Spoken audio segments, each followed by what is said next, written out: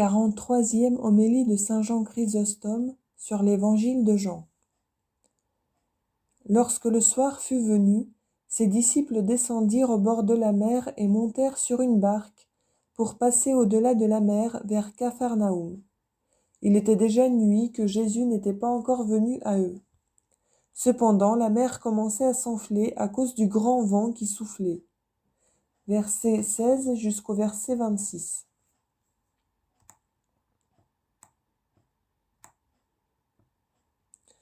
Ce n'est pas seulement quand Jésus-Christ est de corps auprès de ses disciples qu'il s'occupe d'eux. C'est encore lorsqu'il est absent et même fort éloigné. Sa toute-puissance lui permet de produire des effets pareils dans les conjonctures les plus différentes. Remarquez par exemple ce qu'il fait ici. Ayant laissé ses disciples, il gravit la montagne. Le maître étant absent, les disciples sur le tard descendirent au bord de la mer et demeurèrent là jusqu'au soir, à attendre qu'il revînt.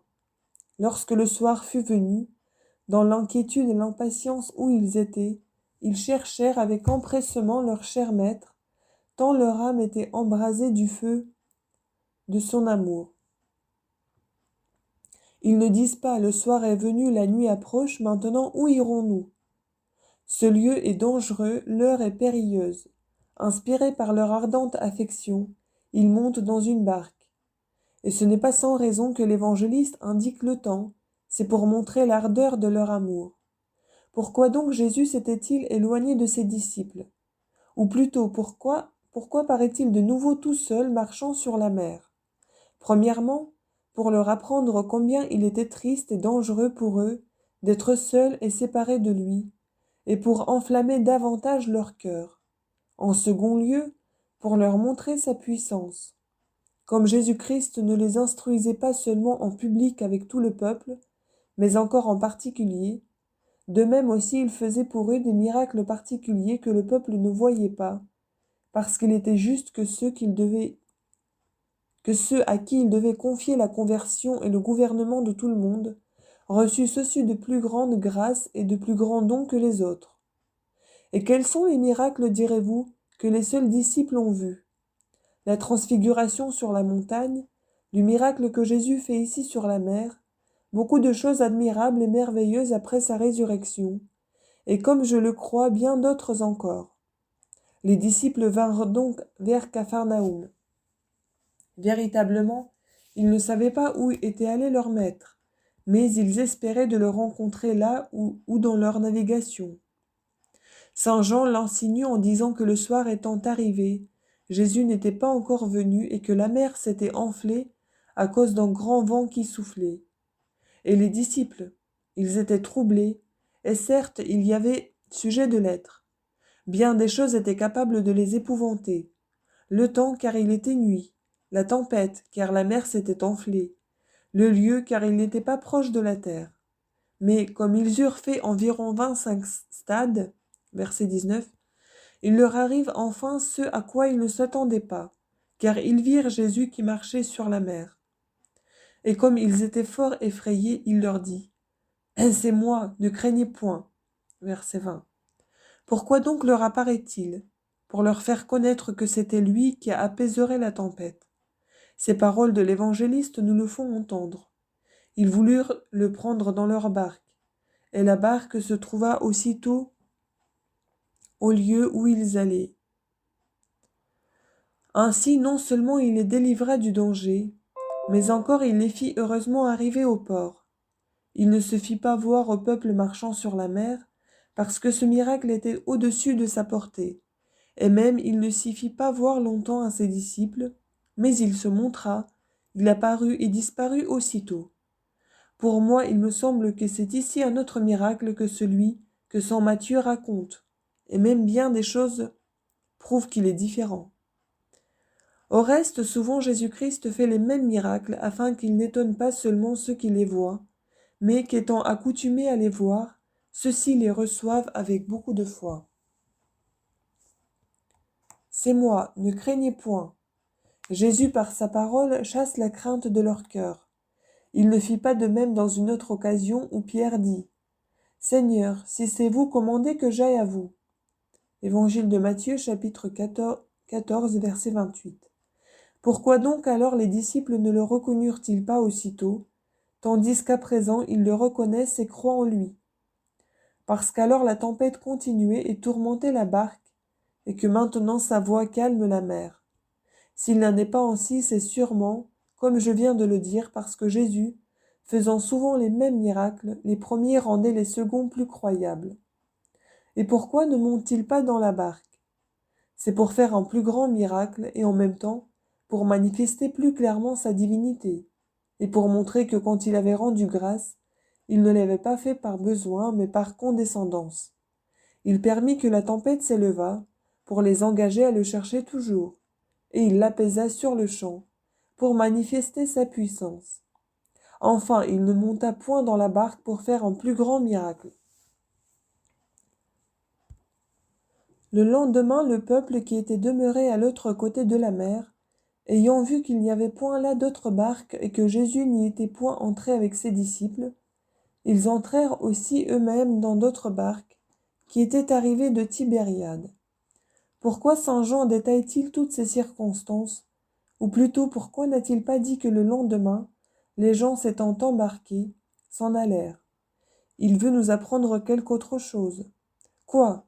Que si Jésus-Christ n'avait pas ouvertement déclaré cela au peuple, il l'avait néanmoins secrètement insinué et donné à penser, car il dit: le peuple vit qu'il n'y avait eu là qu'une seule barque, que Jésus n'y était point entré avec ses disciples, et étant entrés dans des barques qui étaient arrivées de Tibériade, ils allèrent à Capharnaüm chercher Jésus.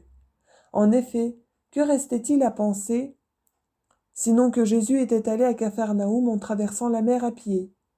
On ne pouvait pas dire qu'il avait passé la mer sur une autre barque. Il n'y en avait qu'une, dit saint Jean, celle dans laquelle les disciples sont entrés.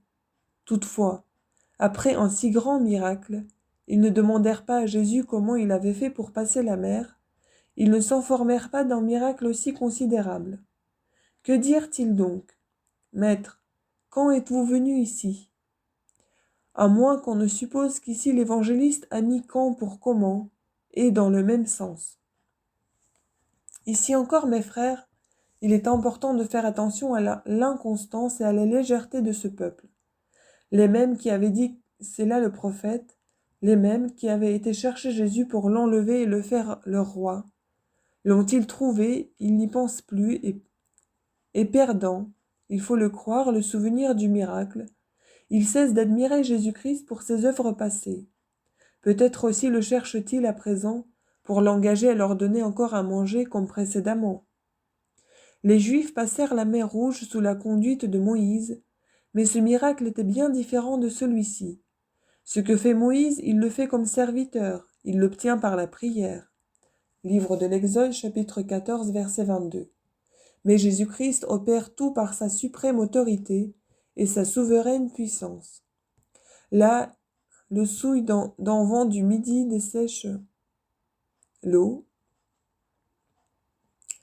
et les Juifs passent la mer à sec. Mais ici le miracle est plus grand. L'eau, sans rien perdre de sa nature, porte le Seigneur sur son dos, confirmant cette parole. Le Seigneur marche sur la mer comme sur un pavé. Livre de Job, chapitre 9, versets 8 et 10 et 70. Au reste, le miracle des pains était bien à sa place au moment où Jésus-Christ allait entrer dans Capharnaüm, au milieu d'un peuple incrédule et endurci. Il voulait amollir ses cœurs obstinés, non seulement par les miracles qu'il opérait dans la ville, mais encore par ceux qu'il ferait au dehors.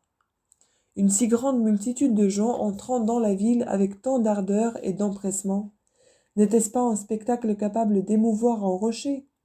Cependant, nul n'en fut ému, nul n'en fut touché. Mais ils ne recherchaient tous que la nourriture corporelle. Voilà pourquoi Jésus-Christ les reprend. Instruits par cet exemple, mes très chers frères, bénissons le Seigneur, rendons-lui grâce non seulement pour les biens terrestres qu'il nous accorde, mais beaucoup plus encore pour les biens spirituels. Il veut que nous lui rendions grâce des uns et des autres, et c'est pour répandre sur nous les biens spirituels qu'il nous donne les biens temporels. Il prévient, il attire ceux qui sont plus grossiers, est plus imparfait par des bienfaits sensibles, parce qu'il désire encore les choses de ce monde. Mais si, après les avoir reçus, il s'y renferme, il leur en fait des reproches et des réprimandes. Jésus-Christ voulut premièrement donner aux paralytiques les biens spirituels, mais ceux-ci qui étaient présents s'y opposaient et ne pouvaient le souffrir. Car Jésus ayant dit « Vos péchés vous sont remis », il disait « Cet homme blasphème ». Évangile de Matthieu, chapitre 9, versets 2 et 3. Loin de nous de tels sentiments, je vous en conjure, mes frères, mais recherchons avant toute chose les biens spirituels. Pourquoi ? Parce que si nous avons les biens spirituels, la privation des biens temporels ne nous fera aucun tort ni préjudice. Et au contraire, si nous ne les possédons pas, quelle espérance, quelle consolation aurons-nous ? Prions donc continuellement le Seigneur de nous les accorder, et demandons-les uniquement. Jésus-Christ nous a appris que ce sont là les biens que nous devons demander. Si nous méditons la prière qu'il nous a enseignée, nous n'y trouverons rien de charnel, nous n'y trouverons rien de spirituel. Car ce peu de biens sensibles qu'on y demande devient spirituel par la manière dont on le demande. En effet, ne demander à Dieu rien de plus que le pain quotidien ou de chaque jour, c'est d'une âme spirituelle et d'un vrai philosophe. Mais remarquez ce qui précède, que votre nom soit sanctifié, que votre règne arrive, que votre volonté soit faite en la terre comme au ciel.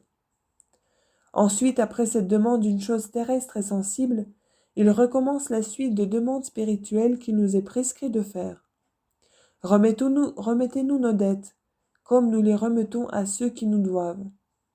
Dans cette formule de prière que Jésus-Christ nous a donnée, il n'est question ni de dignité, ni de richesse, ni de gloire, ni de puissance. Nous ne demandons que ce qui est utile à l'âme. Nous ne demandons rien de terrestre, rien qui ne soit céleste. Puis donc que Dieu nous ordonne de détourner nos yeux des biens de la vie présente, ne serons-nous pas bien malheureux si nous lui demandons des choses qu'il nous commande de mépriser, jusqu'à nous en dépouiller quand nous les avons, afin de nous délivrer de tout soin et de toute inquiétude. Et si nous ne demandons pas, si même nous ne désirons point ce qu'il nous prescrit de lui demander, c'est là sûrement parler en pure perte. C'est aussi ce qui rend nos prières vaines et infructueuses. Comment donc, direz-vous, les méchants s'enrichissent-ils ? Comment les pécheurs, les scélérats, les voleurs sont-ils dans l'opulence ? Ce n'est point Dieu qui leur donne ces richesses, loin de nous cette pensée. Mais pourquoi le Seigneur le permet-il ? Il l'a permis à l'égard du riche, pour le réserver à un plus grand supplice. Écoutez ce qu'on lui dit. « Mon fils, vous avez reçu vos biens dans votre vie, et Lazare n'y a eu que des maux.